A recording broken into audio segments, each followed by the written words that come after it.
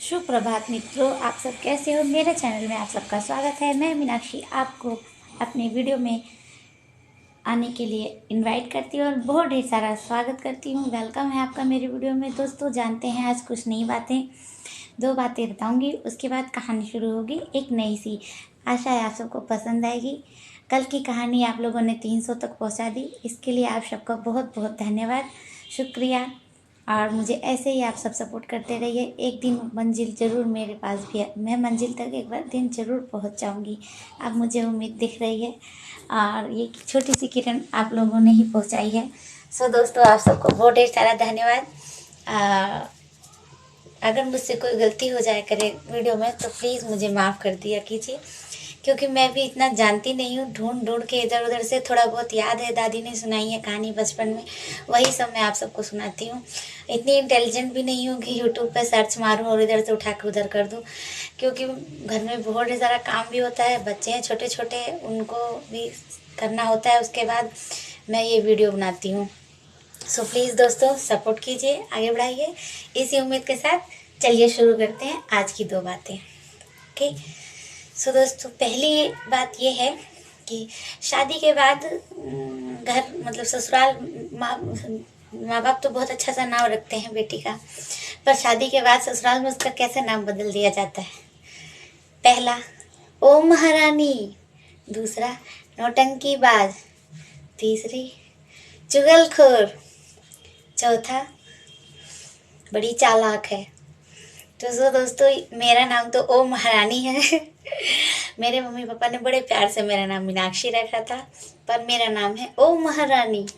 अब आप लोग कमेंट में बताइए, आप लोग का ससुराल में क्या नाम रखा गया है। ओके, बुरा लगे हो तो माफ़ कीजिएगा।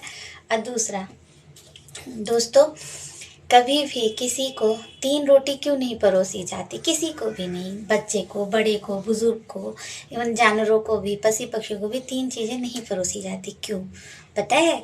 क्योंकि जब किसी की मृत्यु हो जाती है या हम श्राद्ध करते हैं तो एक कौवे का, एक गाय का, एक कुत्ते का निकालते हैं ना ये 3, तो उसे मृत लोगों को दिया जाता है 3 कौरा। इसलिए कभी भी किसी को 3 रोटी नहीं परोसनी चाहिए, ब्राह्मण को भी नहीं, और भोज में भी कभी किसी को 3 रोटी नहीं परोसनी चाहिए।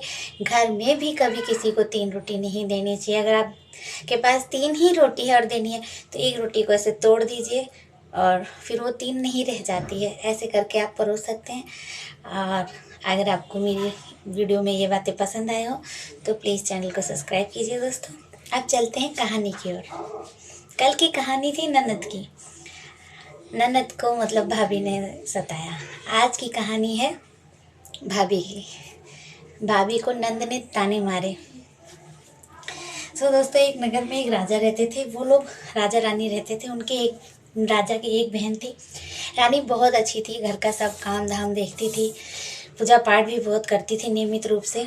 रानी राजा की बहन की मतलब राजा ने अपनी बहन की शादी कर दी थी दूसरे जगह पे। उसके 4-5 बेटे थे, एक बेटी भी थी, मतलब 5-6 बच्चे थे टोटल मिला के। और इधर राजा के एक भी संतान नहीं थी। वो बहुत पूजा पाठ भी करते थे, सारे व्रत करते थे, सब कुछ करते थे, पर ना उनको औलाद नहीं हुई। तो ननद जब भी आती थी ना, बड़े ठनक के चलती थी ऐसे अपनी भाभी के आगे, और अपने बच्चों को ना भाभी को छूने भी नहीं देती थी, कुछ नहीं कहने देती थी, नहलाना धुलाना, खिलाना पिलाना। तो एक दिन जो है भाई ने पूछा कि तुम ऐसा क्यों करती हो। तो वो बोली, मेरी सास मुझे बहुत उलाहने देती है। उसने कहा है तेरी भाभी भैया निर्वंश है, उनके औलाद नहीं है, वो बाज है, उससे बच्चों को दूर रखना, टोना टोटका कर देगी, बलि चढ़ा देगी ले जाके कहीं। तो अब आप खुद सोचिए, जो भाई बहन एक आंगन में खेले कूदे बड़े हुए, वो अपनी सास के कहने में आके अपने घर, तो भाई के घर तो हमेशा आती है पर बच्चों को, भाभी को नहीं छूने देती है, ये गलत बात है। तो मैं भी कहानी में रोक के मैं नहीं बोला। उसके बाद जो है भाई को बड़ा अफसोस हुआ, पूजा पाठ लगातार करता रहा, और वो पूजा, उसकी भाभी पूजा वेदी पे बैठ के कथा पढ़ रही थी। उसके कानों में भी ये बात गई और बोली, अच्छा भैया अब तो मैं जा रही हूँ, छुट्टियां ख़त्म हो रही हैं, बच्चे स्कूल जाएंगे। भाई गया पहुंचाने के लिए, तो कहती नहीं नहीं भैया आप मत आओ, मैं अकेले ही चली जाऊंगी। आप मेरे लिए पालकी बुला दीजिए, मैं चले जाऊंगी। पालकी आ गई, बच्चों को लेके वो चली गई और ठुनकते हुए बोली, घोड़ चढ़े आती हूँ, गधे चढ़े चली जाती हूँ। भाभी को इसका मतलब समझ में आ गया, लेकिन भाई को नहीं समझ में आया। और कुछ दिनों बाद मतलब भाई को भगवान की कृपा से सुंदर सा पुत्र प्राप्त हुआ और भाई बड़े खुशी मन से घोड़ों पे बैठ के, हाथी घोड़ों के साथ अपनी बहन का स्वागत करने गया। छठी के दिन, चलो बहन काजल लगाना है। तो बहन चारों पैर से तैयार होकर कूद कूद के आती है। सास भी कहती है, बच्चों को भी ले जा, अपने भाई से मिल लाएंगे सारे। तो उसका भाई पूछने लगता है, आज ये मेहरबानी क्यों माता जी? तो बोलती है, अगर मैं ऐसा ना कहती तो ये ताना कैसे भगवान को लगता और भगवान कैसे तुझे औलाद देते। इसलिए किसी बात का होने के लिए किसी बात का करना भी ज़रूरी होता है। तो हर जगह सब गलत नहीं होते। भगवान कहीं ना कहीं भगवान ही ये चीज़ें करवाते हैं इंसान से, गलत शब्द भी, कि किसी का भला हो जाए। तो दोस्तों कहने का मतलब यह है, बुराई किसी में नहीं होती है। बुद्धि भ्रष्ट होने का कोई समय नहीं होता है। भगवान कब किसकी बुद्धि भ्रष्ट कर दें। और उसके बाद उसके बेटा होता है। बहन चारों पैर से कूद के हाथी घोड़ों के साथ आती है, अपने भतीजे को काजल लगाती है, नेक में बहुत ढेर सारा धन सामान लेके अपने घर जाती है।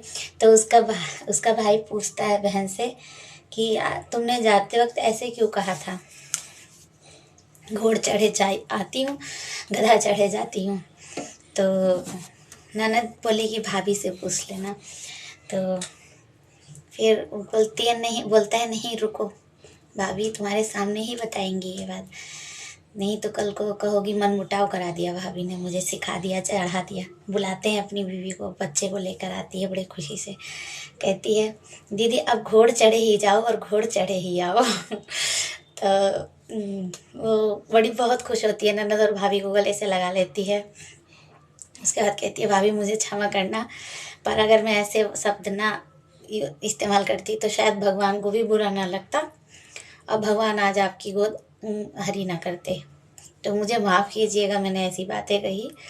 तो इसका मतलब ये था कि मैं बहुत खुशी मन से आती हूँ घोड़े पे चढ़ के, लेकिन यहाँ आती हूँ तो सब कुछ सुना सुना रहता है। घर में कोई संतान नहीं है, कोई बाल गोपाल नहीं है। तो इसका मतलब मैं गधा जैसा महसूस करती हूँ। उस टाइम मैं वो खुशी महसूस नहीं करती हूँ जो खुशी मैं आते वक्त महसूस करती हूँ। जाते वक्त मुझे यही कष्ट रहता है कि जब तक तो मैं इस आंगन में रहती हूँ, यहाँ बाल गोपाल खेलते हैं, पर मेरे जाने के बाद ये घर सुना हो जाता है। तो दोस्तों आपको कहानी कैसी लगी कमेंट में ज़रूर बताइए। मुझे ऐसी कहानियाँ सुनाने में बहुत अंदर से रोना आने लगता है, क्योंकि कहीं ना कहीं हर किसी के साथ ये सब होता है। कहानियाँ यूं ही नहीं बनती, कहीं किसी के साथ कुछ हुआ रहता है तभी बनती है। सो अगर आपको मेरी कहानी अच्छी लगे तो please like share and comment कीजिए। मिलते हैं अगले ब्लॉग में कल भी नई कहानी के साथ। कल की कहानी में आज ही बता देती हूँ। कल की कहानी होगी सोमवती अमावस्या पे जो सुनाई जाती है, कहानियाँ सुनाई जाती है, वो रहेगी। और तुलसी जी की कहानी, ऐसे नहीं, तुलसी जी की कहानी रहेगी या तो फिर सोमवती अमावस्या की। सो मुझे दोनों कहानी मिला के 7-8 मिनट का हो जाएगा। तो आप लोग समय देते हैं मुझे, उसके लिए बहुत बहुत धन्यवाद। अगर कहानी अच्छी लगी हो तो प्लीज़ चैनल को सब्सक्राइब भी कर दीजिएगा यार। और मेरे रोने पे बिल्कुल ना जाइएगा। मैं बहुत अंदर से, मैं वैसे तो बहुत हंसमुख हूँ, पर जब मैं ऐसी कहानियाँ सुनती हूँ तो मुझे ऐसा लगता है सब मेरे साथ ही हो रहा है। कहीं ना कहीं अंदर एक टीस होती है सबके। ओके, नमस्ते दोस्तों।